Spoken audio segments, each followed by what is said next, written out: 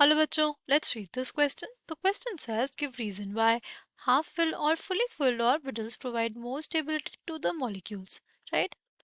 The key concept for this question is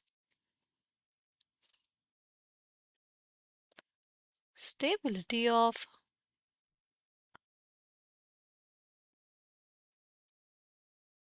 half-filled and fully filled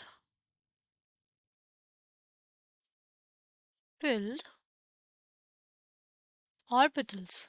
Stability of half-filled and fully filled orbitals, right? अगर हम लोग बात करते हैं stability of half filled and fully filled orbitals की, तो हमारे पास जो उसके रीजंस हो सकते हैं वो क्या हो सकते हैं? पहला रीजन होता है हमारे पास सिमेट्रिकल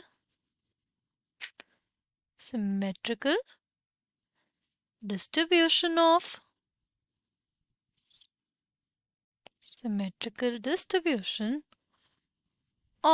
इलेक्ट्रॉन्स। उसमें क्या होता है? उसमें हमारे पास होता है सिमेट्रिकल डिस्ट्रीब्यूशन ऑफ इलेक्ट्रॉन्स।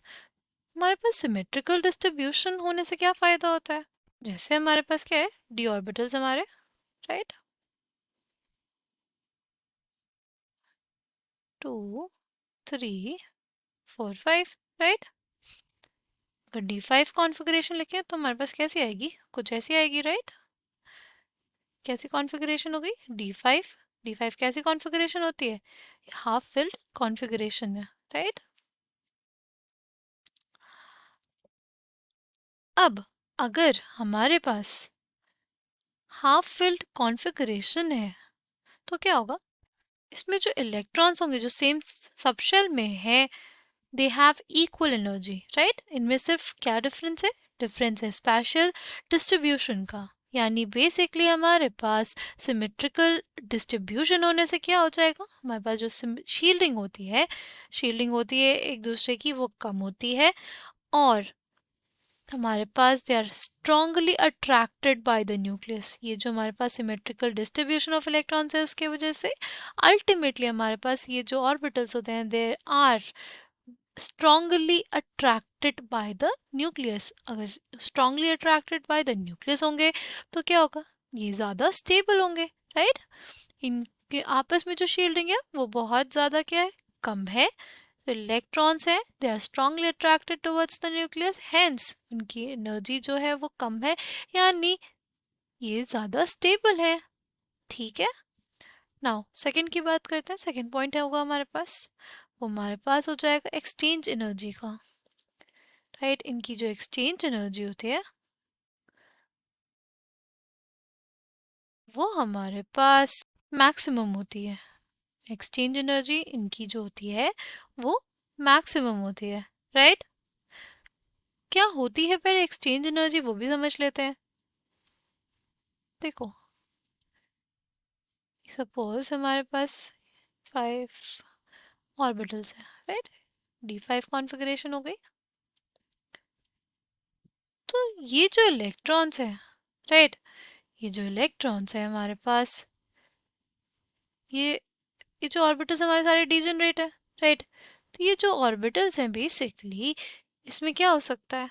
इसमें हो सकता है एक्सचेंज, इलेक्ट्रॉन्स का एक्सचेंज हो सकता है, एक्सचेंज कर सकते हैं अपनी पोजीशंस, राइट। जैसे हमारे पास इलेक्ट्रॉन 1 है तो इलेक्ट्रॉन 1 चार जगह अपनी पोजीशन चेंज कर सकता है, राइट।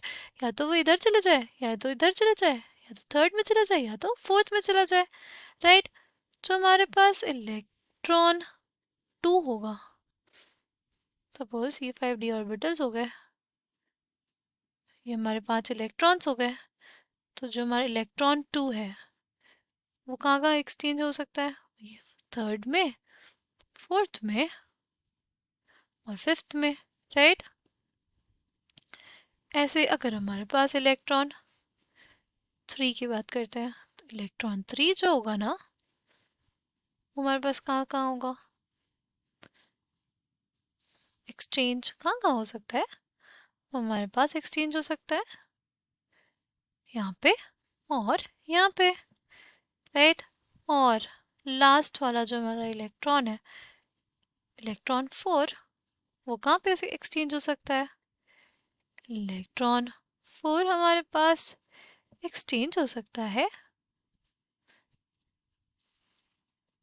सिर्फ एक ही जगह, यहाँ पे, राइट। तो हमने देख लिया कि अगर हमारे पास हाफ फिल्ड कॉन्फ़िगरेशन है D5, तो इसमें ये जो इलेक्ट्रॉन है ये एक्सचेंज कर सकते हैं अपने पोजीशंस, बिकॉज ये जो ऑर्बिटल्स हैं सारे डीजेनरेट हैं, और ये जो इलेक्ट्रॉन्स हैं इनकी जो स्पिन है वो क्या है, वो सबकी सेम है, राइट। ये प्लस हाफ स्पिन है सबकी, सारे इलेक्ट्रॉन्स की यहाँ पे। तो इसलिए हमारे पास, हम ये कहते हैं कि एक्सचेंज एनर्जी के फैक्टर से भी हमारे पास क्या मिलता है, हमें स्टेबलाइजेशन देखने को मिलता है, किस में, हमारे half filled and fully filled orbitals में, right, due to the factors of exchange energy and symmetrical distribution of electrons, the half-filled and fully filled configurations are more stable. I hope you understood it well. Thank you and all the best.